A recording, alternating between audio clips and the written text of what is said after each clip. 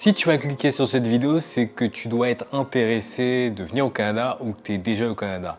Bon, moi, ça fait 10 ans, en tout cas près de 10 ans que j'habite au Canada et les choses ont changé. Et c'est pour ça que je fais cette vidéo, parce que vous avez été nombreux à me demander qu'est-ce qui se passe au Canada. Salut, c'est Willis pour Data From Scratch. Et ici, on va se poser la question de est-ce que le Canada est encore un Eldorado? Bon, sans te mentir, petite note en bas de page, le Canada n'a jamais vraiment été un Eldorado. Mais je vais détailler ça après. Autre chose aussi, tout ce que je vais te dire dans cette vidéo est basé sur mon expérience. Garde un esprit critique sur tout ce que je te dis. Et puis tout au long de la vidéo, je vais te mettre des références, des vidéos que j'ai trouvées sur internet, sur YouTube, que j'ai trouvées intéressantes et que tu devrais aller voir. Mais avant de continuer, je vais te demander les 4 actions habituelles, mets un like, mets un maximum de likes, parce que vous avez été très nombreux à me demander cette vidéo. Partage cette vidéo, abonne-toi. Et dernière chose, mon cadeau gratuit qui se trouve en description sur les métiers de la data. Oui, parce que cette chaîne, c'est avant tout une chaîne sur le data engineering et les métiers de la data. Et tu trouveras toutes les informations concernant ces métiers en description. Les salaires, les opportunités, les outils que tu devras apprendre, tout ça se passe en description. Va choper ça. Et dernière chose, le grand jour est arrivé, c'est-à-dire je sors ma formation actuellement et il y a une promo exceptionnelle limitée dans le temps. Il ne te reste que 24 heures pour t'inscrire à mon bootcamp Data Engineering et Analytique. Ce bootcamp va changer ta vie, donc inscris-toi. Il y a actuellement un tarif préférentiel, donc vas-y, va choper ça, le tout est en description. Maintenant, parlons du Canada. Moi, ça fait près de 10 ans que j'habite au Canada. Je suis arrivé en 2015, donc ça fait déjà un moment, et je suis passé à travers plusieurs étapes. J'ai eu un permis temporaire, ensuite je suis devenu résident permanent et maintenant je suis canadien. Actuellement, j'y vis et j'y ai fait énormément de choses qui m'ont fait grandir, que ce soit professionnellement ou personnellement. Donc je ne remercierai jamais assez ce pays pour tout ce qu'il m'a apporté. Mais ceci dit, pas mal de choses ont changé et justement, je vais t'expliquer pourquoi dans cette vidéo. On va passer à travers différents points. L'impact qu'a eu le coco au Canada et surtout au Québec, à Montréal, là où j'habite. Ensuite, le marché de l'emploi pour les jeunes diplômés et on va parler du marché de l'emploi ensuite pour les gens qui ont l'expérience. On va parler du coût de la vie, on va parler des logements et pour terminer de la qualité de vie. Bon, déjà, le coco a touché toute la planète et ça pendant plus de 2 ans. Et le Canada n'a clairement pas été épargné. Honnêtement, c'était pas une période facile. Tout ce que j'avais envie, c'était de quitter le Canada. Ça a eu un impact significatif sur l'économie locale, donc que ce soit à Montréal, au Québec ou dans tout le Canada. Il y a eu des épiceries fermées, des magasins fermés, des restaurants, des bars, tout ça a été fermé. Il n'y avait que les éléments indispensables, considérés comme non essentiels, qui étaient ouverts. Et justement, pendant cette période du coco, j'ai vraiment vu un changement économique drastique. En tant qu'habitant à Montréal, ça m'a vraiment attristé. Ceci dit, moi je travaille en informatique, en tech et en parallèle en technologie, c'était complètement différent. Les entreprises comme Facebook, Stripe ont embauché significativement au Canada. Il faut savoir que Facebook et Stripe, c'est des entreprises américaines, donc elles recrutent d'abord aux États-Unis puis après ailleurs. Et là, elles ont ouvert des postes au Canada, donc avec des postes à gros salaire. Puis on a eu des entreprises canadiennes comme Shopify qui sont devenues full remote. Et donc ça a été vraiment très positif pour le secteur de la technologie et ça de 2020, 2021 et une petite partie de 2022. Et donc toi, si tu étais un dev, si tu étais un professionnel de l'informatique ou de la data, tu étais vraiment courtisé, quel que soit là où tu étais au Canada. Et même aux États-Unis, pareil, il y a eu énormément d'embauches en tech. Ceci dit, à la fin du coco, il y a eu un renversement total où les entreprises comme Meta ont commencé à licencier. Donc forcément, il y a eu le coco, mais il y a aussi l'IA avec ChatGPT qui est arrivé et qui a remanié les cartes en termes d'emploi. Les entreprises se sont demandé si elles ne pouvaient pas faire des économies en termes de recrutement. Donc en fait, il y a eu une phase de rééquilibrage de fin 2022 à début 2024. Et d'ailleurs, quelque part, elle continue encore cette phase de rééquilibrage. Puis il faut savoir que le marché de l'emploi, surtout lié aux technologies, et surtout si tu veux de gros salaires, il est fortement influencé par le marché des États-Unis.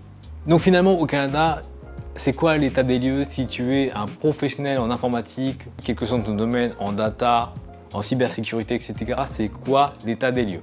On va commencer avec l'état du marché pour les jeunes diplômés.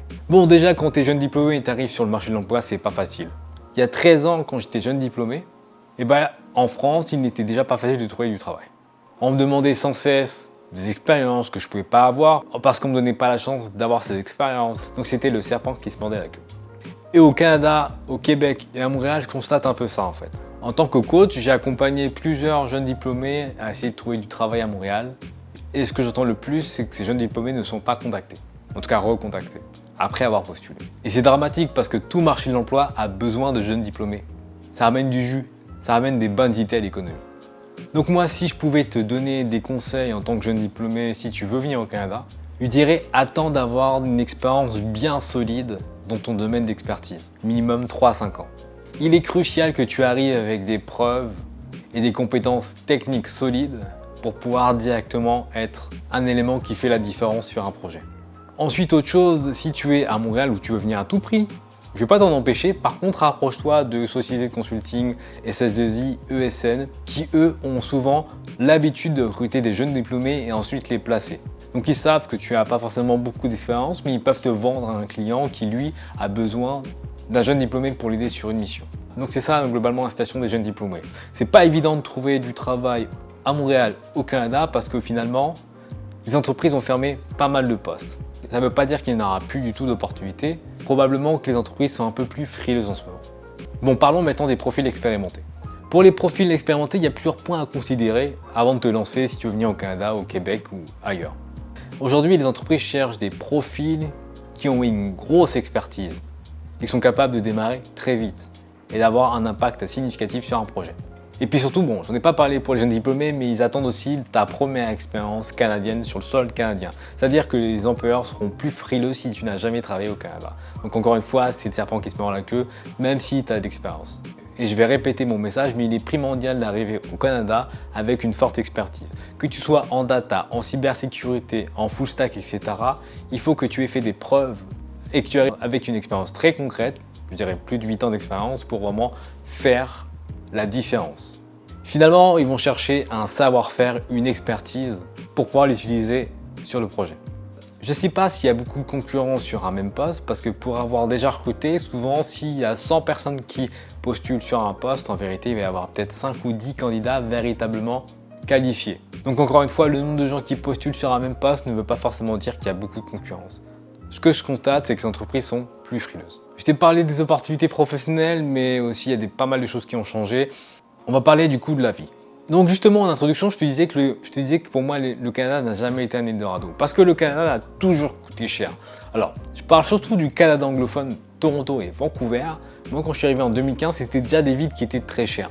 Et maintenant, en 2024, c'est encore des villes qui sont extrêmement chères. Pour ce qui est du Québec, de Montréal, ce sont des villes avec un coût de la vie moins élevé.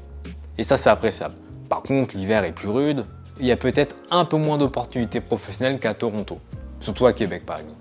Parce que c'est une ville un peu plus tranquille. Que ce soit quand tu fais tes courses, quand tu veux prendre des transports en commun, tout a augmenté. Puis il faut comprendre un peu la logique économique du Canada. Le Canada, c'est un pays où il y a peu de concurrence économique. C'est la grande partie des produits que moi, en tant que Canadien, moi, en tant que personne, je consomme. Que ce soit le téléphone, que ce soit Internet, même si ça s'est amélioré.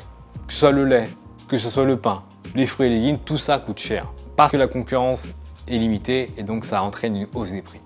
Et sans mentir, je vois souvent de la salade à 8 $, tomates à 7 $, la livre. Enfin, vraiment des prix exorbitants en fait que moi en tant que Français ayant habité à Paris, j'ai pas vu, même récemment quand je suis allé en France. Et si vraiment tu regardes les prix et que tu te renseignes bien sur le coût de la vie, ça peut vraiment remettre en question ton projet Canada si tu veux venir. Personnellement, des fois quand je fais mes courses et je vois le prix, je me demande mais pourquoi je reste au Canada? Parce que c'est tellement cher et ça remet un peu ma vie en question. Pourtant, j'ai acheté ici, je suis établi, j'ai une famille, j'ai un enfant. Et donc ça, vraiment, le coût de la vie, il faut que tu y réfléchisses parce que ça peut vraiment t'impacter. On va maintenant parler du logement au Canada. Bon, le Canada a jamais été un pays très abordable en termes de logement. Si tu regardes par rapport à la partie anglophone, surtout Colombie-Britannique et Ontario, ça a toujours été assez cher.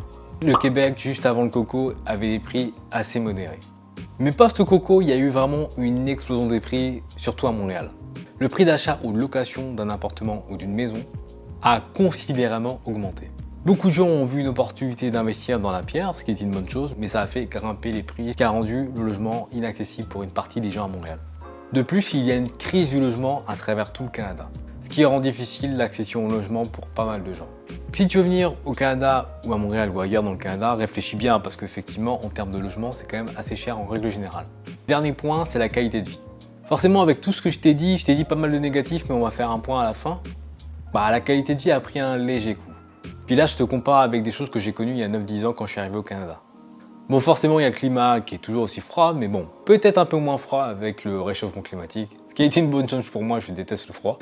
Mais bon, faut garder à l'esprit que les hivers sont pas faciles à affronter, surtout au Québec. Puis en termes de qualité de vie, moi je suis à Montréal et je constate quand même une grande différence après Coco. Oui, parce qu'il y a pas mal de restaurants, bars endroits de culture ou d'événements culturels qui ont fermé et qui ont du mal à être remplacés. Le prix des loyers commerciaux a explosé, donc les commerçants ont du mal à avoir des locaux parce que c'est cher et donc il y a moins d'activités. Puis moi j'ai un enfant au Canada, bon ça c'est pour les gens qui aiment bien sortir, je vais pas te mentir, il y a moins d'activités qu'avant, je trouve que la ville vibre moins. Par contre en tant que jeune père de famille, je trouve que le Québec est vraiment agréable à vivre parce que tu as plein d'activités pour les enfants. La ville de Montréal quand même en centre-ville est quand même bien fait. Tu as quand même des lieux si tu veux te poser avec ton enfant. Là où je suis situé à Montréal, il y a aussi des cafés qui acceptent les enfants. Bref, en tant que jeune père de famille, je trouve ça agréable de vivre à Montréal. Comme tu le sais, dans chaque endroit où tu veux vivre, il y a des avantages et des inconvénients. Et dans la vidéo, je t'ai donné pas mal d'inconvénients. Et donc justement, je vais te parler de la conclusion concernant le Canada. Pour moi, le Canada reste un pays intéressant. Sans mentir, ça n'a jamais été un Eldorado. Parce que c'est pas en marchant dans la rue que tu as trouvé du travail. Ou ça reste un pays où il faut quand même travailler dur pour faire sa place. Même si c'est vrai qu'on te fait confiance beaucoup plus facilement. Moi, je destine le Canada de 2024 aux gens qui sont prêts à se relever les manches pour travailler plus fort et pour aller dénicher les opportunités. Parce que les opportunités sont probablement un peu plus difficiles à saisir actuellement, là au moment où je te parle en 2024. Mais les choses peuvent évoluer de manière positive comme de négative, dans les mois et années à venir. Oui, parce que le Canada, c'est un pays qui change assez rapidement, donc on n'est jamais à l'abri d'une bonne surprise. Et sans mentir, le Canada reste quand même un pays agréable à vivre. Et ça, je tenais vraiment à le souligner. Malgré toutes les problématiques dont je t'ai parlé, ça reste un pays où il est agréable de vivre, d'élever son enfant, de travailler, où tu peux développer un business et avoir une vie épanouie. Mais le tout, c'est de trouver les bonnes opportunités pour te développer et grandir au Canada. Bref, c'est tout. C'était Willis pour Data from Scratch. Je te dis à la prochaine. Bye!